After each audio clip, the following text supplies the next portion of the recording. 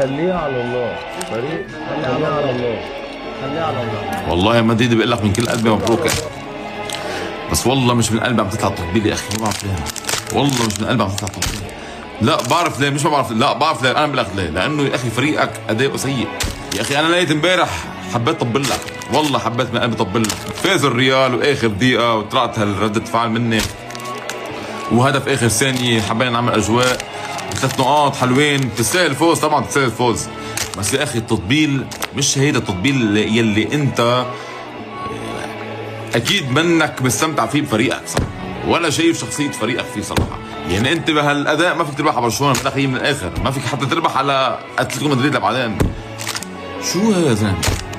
والله مش عارف اقول لك يا اخي.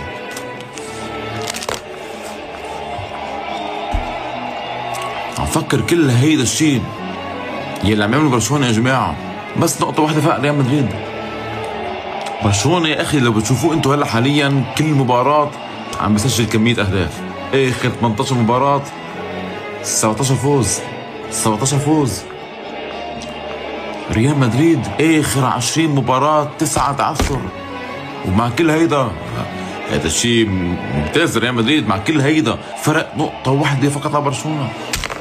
برشلونه يلي عم يقدم متعه كرويه، مدريد بتعرف انت يا اخي كمتعه وكاداء وكنتائج. لا يا اخي انا بقول لك برشلونه هلا حاليا، وانت بتعرف هذا الشيء.